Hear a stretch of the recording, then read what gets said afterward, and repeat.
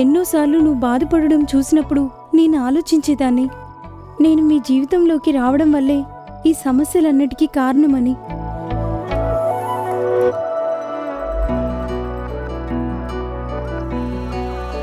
ఒకవేళ అలాంటిదేమైనా మీ మనసుకి అనిపిస్తే మీరు నాతో చెప్పండి.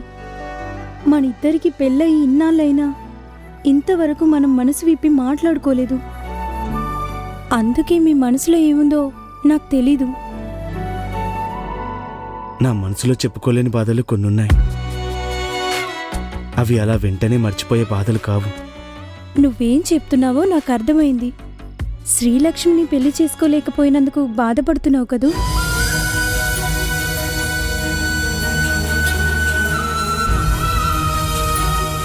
నువ్వేం చెప్పలేకపోయినా నాకన్నీ తెలుసు నందు.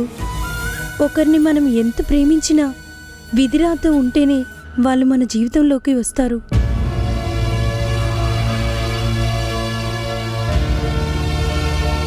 ఇక నందుకి రాసిపెట్టింది నేనే. అందుకే పాత బంధాల గురించి ఆలోచించి మనసు పాడు చేసుకోకుండా నన్ను ప్రేమించకూడదా? శ్రీలక్ష్మి విషయం నాకు తెలిసి కూడా నిన్ను ఎందుకు అడగలేదంటే నువ్వే నాకు చెప్తావనుకున్నాను. పర్లేదు, ఇక నువ్వు ఆ పేరుని మర్చిపో, అదంతా మర్చిపో.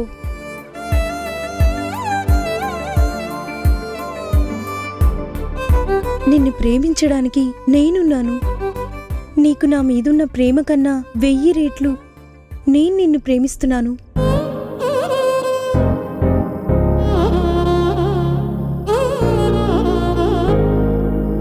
ఒకరినొకరం ఎంతగానో ప్రేమించుకున్నాం. అందుకే తన జ్ఞాపకాలు నా మనసులో నుండి తొందరగా పోవట్లేదు. అంతగా నేను తనని ప్రేమించాను. నేను మాత్రమే కాదు, తను కూడా. అన్నీ మర్చిపోనందు. ఇక నీ తోడు నేను మాత్రమే. మరి నందు ఎవరినో ప్రేమించాడని చెప్పి ఊరికి గొడవ పడాలనో, అది గుర్తు చేసి దెప్పి పొడవాలనో కాదు. ఎందుకంటే నేను నిన్ను ప్రేమించాను, అది కూడా 8వ తరగతి నుండి. నిజమే చెప్తున్నాను. ముందు వివేక్, తర్వాత +2 చదివేటప్పుడు నీరజ్. ఇంకా ఉన్నారు చాలామంది. కొందరు నాకు హ్యాండ్ ఇచ్చారు, కొందరికి నేను హ్యాండ్ ఇచ్చాను. ఇప్పుడు నా మనసులో నా మెడలో ఈ తాళి కట్టిన నా నందు మాత్రమే. నందు ఇచ్చే సంతోషం మాత్రమే చాలు. నాకిక ఏది వద్దు.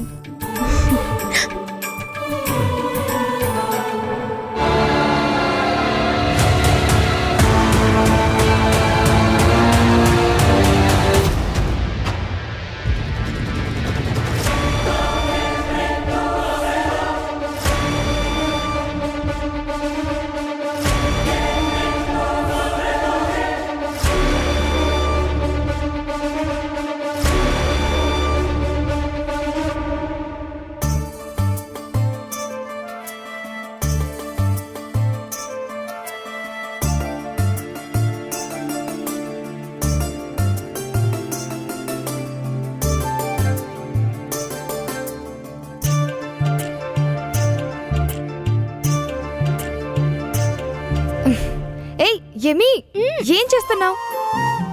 ఎవరక్కడ పెట్టారు? పప్పాయ పెట్టారు. నేను చదువుకోవడం లేదని పైన పెట్టారు. మంచిది. సరేరా, వెళ్దాం, తర్వాత ఇస్తాలే. రా. వద్దు, నాకు అది ఇప్పుడే కావాలి. యమి, మొండకేయొద్దు యమి. చదువుకుంటావా? మరి తీసిస్తా. మీ పప్పాను అసలు.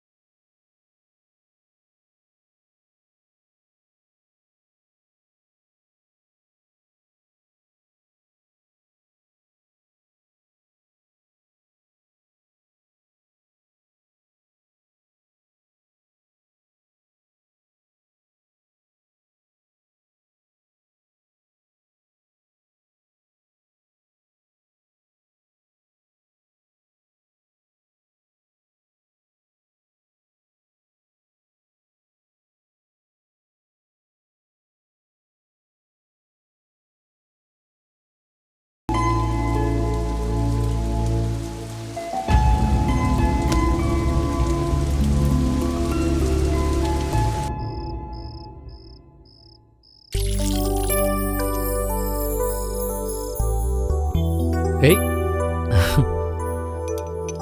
ఏంటి అన్నమా? చపాతీ లేదా? అవును, రోజు డిన్నర్కి చపాతీ తింటావు కదన్నయ్య, ఈరోజు ఏమైంది? నాకీరోజు చపాతీ తినాలనిపిస్తోంది. ఈరోజు మాత్రమే కాదు, ఇక రోజు నాకు చపాతీలే కావాలి. లేకపోతే నేను నీలాగా గుమ్మడికాయలాగా మారిపోతాను. అయితే ఒక పని చెయ్యి, నువ్వు పెళ్లి చేసుకో అన్నయ్య. అప్పుడు డిన్నర్కి మాత్రమే కాదు, 3 పూటల చపాతీలే చేసి పెడుతుంది. గౌరీ చెప్పింది నిజమే. ఒక భార్య దేవ్ జీవితంలోకి వస్తే దేవుడికి కావలసినవన్నీ చూసుకుంటుంది. ఇన్నాళ్ళు నాకు కావలసినవన్నీ మీరే చూస్తున్నారు కదా. చపాతీల కోసం పెళ్లి చేసుకోవడం నా వల్ల కాదు. ఇప్పుడు నీకు అలాగే అనిపిస్తుంది. మళ్ళీ ఆలోచించినప్పుడు పెళ్లి చేసుకోకుండా పొరపాటు చేశానన్న ఆలోచన వస్తుంది.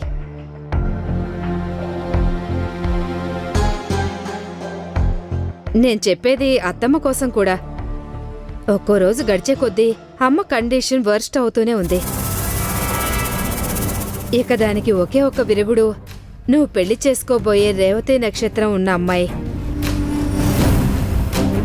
ఆ రోజు గురువు చెప్పింది నువ్వు విన్నావు కదా.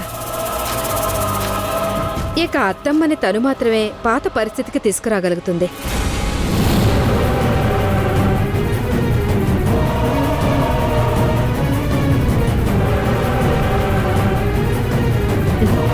దేవ్ టెన్షన్ అవ్వకు. అమ్మ ఇక్కడే ఉంది కదా అశ్విని. మంచి ముహూర్తం చూసి నువ్వు తన మెడలో ఒక తాళిబొట్టు కడితే చాలు. అంతటితో ఆలంగాడు కుటుంబంలో అన్ని సమస్యలు తీరిపోతాయి.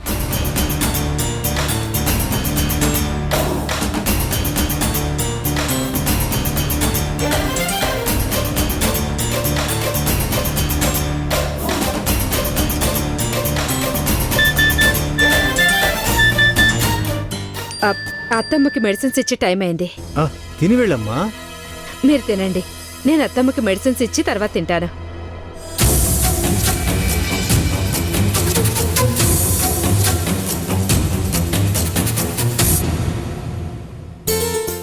ఇదిగో దేవు బాబు మీకు చపాతీ. నేను వేసుకుంటాను. ఆ,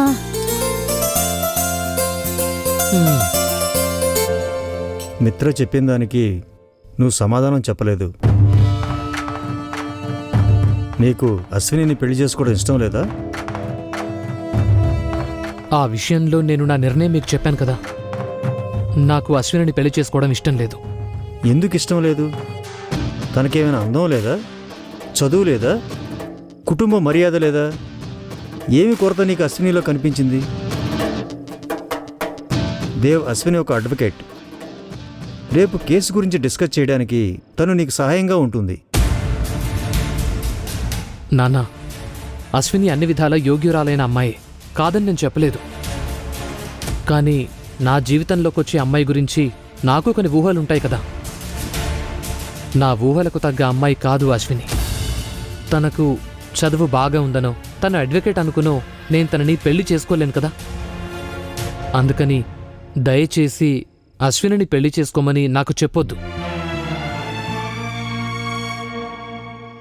అడ్వకేట్ వద్దంటే వదిలేయి, పోనీ బస్ యజమానురాలైనా.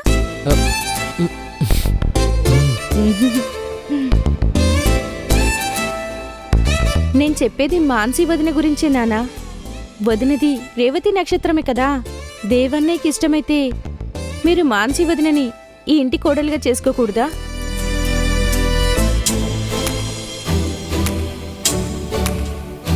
దేవుకి ఇష్టమైతే మానసిని కోడలిగా చేసుకోవడానికి నాకేం అభ్యంతరం లేదు. అది నాకు చాలా సంతోషమే. లాయర్ గారికి ఇష్టం లేకేమీ కాదు, అది నాకు తెలుసు. ఇష్టం ఉంది కదా లాయర్ గారు. నా ఇష్టం మాత్రమే సరిపోదుగా, మానసి ఇష్టం కూడా తెలియాలి. దానికి కూడా ఒక దారుంది. నేను మిత్రతో చెప్తాను, రేపు మానసి ఇంటికి వెళ్ళి మాట్లాడరమ్మని.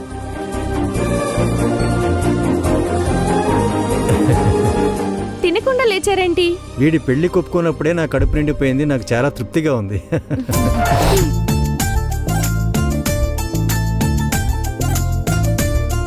హలో, నువ్వు నాకు పార్టీ ఇవ్వాలి. నేను మాన్సి వదిన విషయాన్ని నాన్నతో చెప్పాను.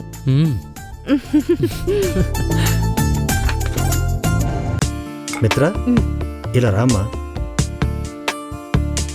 ఏంటి మావయ్య? దేవు పెళ్లికి ఒప్పుకున్నాడు. ఆహ్, నిజంగానే మావయ్య? పెళ్లి మాట ఎత్తగానే మామూలుగా ఏదో ఒకటి చెప్పి తప్పించుకుంటూ ఉంటాడు. ఈసారి ఒప్పుకున్నాడు, అదే సంతోషం. నాకు అనుమానంగా ఉండేది వాడు పెళ్లికి ఒప్పుకుంటాడో లేడో అని. ముందు కాదని అంటున్నా, తర్వాత పెళ్లికి ఒప్పుకున్నాడు. ఆహ్, ఇక అమ్మాయి అభిప్రాయం కూడా తెలిస్తే మిగతా విషయాలు మాట్లాడుకోవచ్చు. తనకేమీ అభ్యంతరం లేదు, అది నాకు బాగా తెలుసు.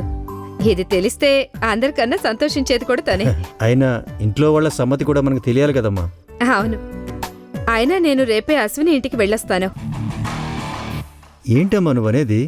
ఆహా, అదే దేవ్ అశ్వినిని పెళ్లి చేసుకోవడానికి ఒప్పుకున్నాడు కాబట్టి నేనే వాళ్ళ ఇంటికి వెళ్ళి అశ్విని వాళ్ళ కుటుంబంతో మాట్లాడొస్తాను. దేవు పెళ్లి చేసుకోవడానికి ఒప్పుకున్నది అశ్వినిని కాదు, మానసిని.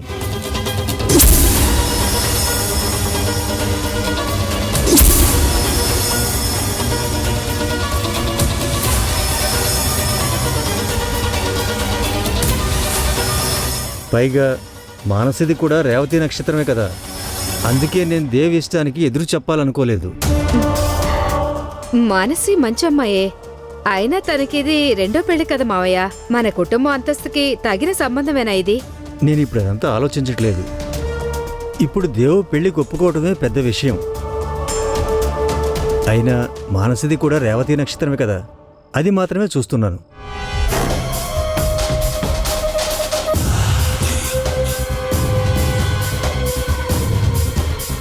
నువ్వు ఒక పని చెయ్యి, రేపు మానసి ఇంటికి వెళ్ళిరా.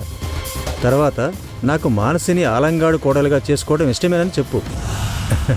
తర్వాత మానసి ఇంట్లో వాళ్ళ అభిప్రాయం ఏమిటో కూడా తెలుస్తుంది. వాళ్ళ సమాధానం తెలుసుకుని మిగతా విషయాలు ఆలోచిద్దాం. సరే మావయ్య, నేను రేపే వెళ్ళి మానసి వాళ్ళ అమ్మగారితో మాట్లాడతాను. సరేనమ్మా.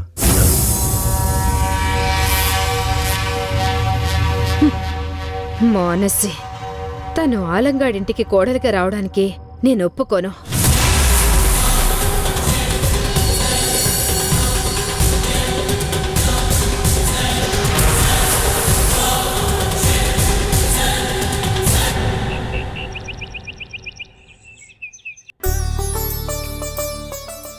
మానసి, పొద్దున్నే ఎక్కడికి? అది ఎస్కేఎం బస్ ఓనర్ని కలవాలమ్మా. నిన్న మన బస్ స్టాఫ్తో టైమింగ్ విషయంలో చిన్న క్లాష్ వచ్చిందని చెప్పారు. ఆ విషయం మాట్లాడి కాంప్రమైజ్ చేయాల్సింది. నేను వెళ్ళొస్తాను. మీ నాన్న కూడా ఇలాగే అనేవారు. కాఫీ తాగడానికి కూడా ఆగేవారు కాదు. ఎప్పుడూ బస్సు విషయాల గురించే. ఒక్కసారి నాకు కోపం కూడా వచ్చేది. అడిగినవన్నీ వండి పెట్టేటప్పుడు అవన్నీ కొంచెం కూడా తినకుండా బస్సు బస్సు అని పరుగులు పెట్టేవారు.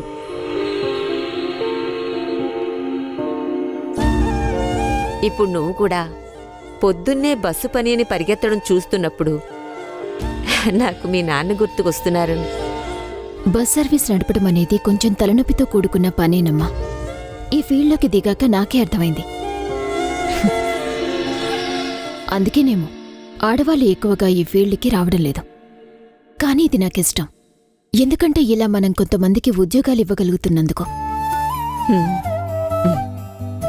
అది మాత్రమే కాదు, పాతవన్నీ నేను మర్చిపోవటం, ఇలా బస్ అవసరాల మీద హడావిడిగా పరిగెడుతున్నప్పుడే, లేకపోతే ఎప్పుడూ ఇంట్లోనే కూర్చొని మానసికంగా నేను కుంగిపోయేదాన్నేమో.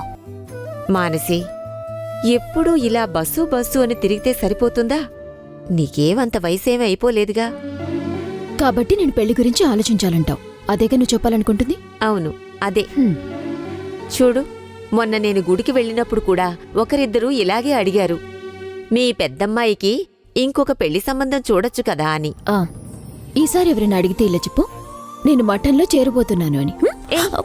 నేను సీరియస్గా మాట్లాడుతుంటే నీకు నవ్వులాటగా ఉందా? నేనిప్పుడు పెళ్లి గురించి ఆలోచించట్లేదు. నేను నా కోర్స్ కంప్లీట్ చేయాలి. తర్వాత ముందు నేను అనుకున్నట్టుగా అబ్రాడ్కి వెళ్ళాలి. ఒంటరిగా కాదు, నాతో నువ్వు కూడా వస్తావు. పెళ్లి చేసుకున్నా కూడా విదేశాలకు వెళ్ళొచ్చు.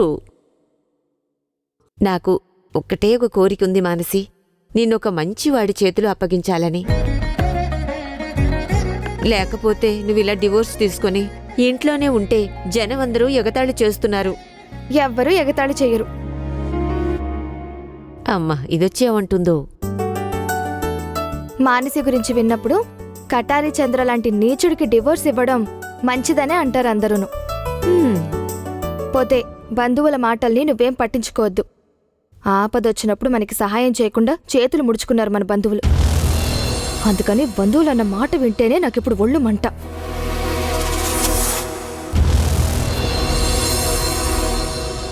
కొంచెం ఆలస్యమైనా ఇక మానసి జీవితంలోకి వచ్చేవారు అక్కని ఎంతో ప్రేమించే మనిషి అయి ఉండాలి. అలాంటి మనిషికి మాత్రమే నేను అక్కని అప్పగిస్తాను.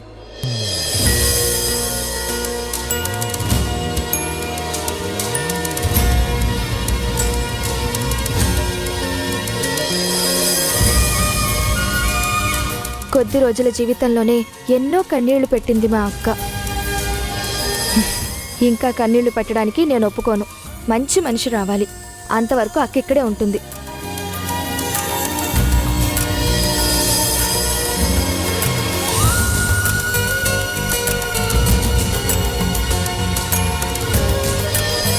అమ్మ మాట్లాడేవాళ్ళు ఏవైనా మాట్లాడుకొని, వాళ్ళు కాదు కదా మనల్ని పోషిస్తున్నది.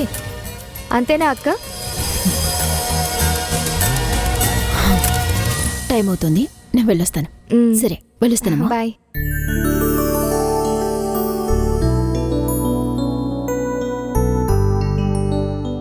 ఏమైంది భానుమతి అమ్మ? పద టీ పెట్టుకుందాం.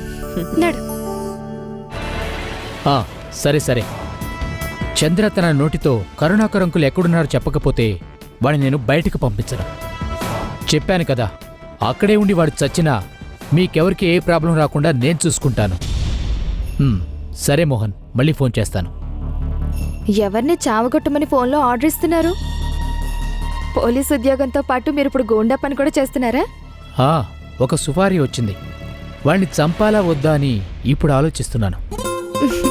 మీరిప్పుడు ఎవరిని చంపొద్దులేండి. ఈ చేతులు ప్రేమతో లాలించాల్సినవి, అంతేగాని ఎవరికీ వేదన కలిగించేవి కావు. నేను పోలీసు వాణ్ణి. క్రిమినల్స్ని లాలిస్తూ ఉంటే సర్కిల్ ఇన్స్పెక్టర్ రాయ్ అలెక్స్ తలకెక్కి అందరూ డాన్స్ చేస్తారు. అందుకని తప్పు చేసిన వాళ్ళు నా చేతికి చిక్కితే నేను చేతికి పని చెప్తాను. అక్కడ పోలీసు వాళ్ళు వేదాంతం పలుకుతూ కూర్చుంటే మన సమాజం క్రిమినల్స్తో నిండిపోతుంది.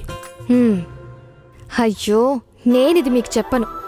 మీరు మీకిష్టం వచ్చినట్టు తిడతారో కొడతారో ఏవైనా చేసుకోండి.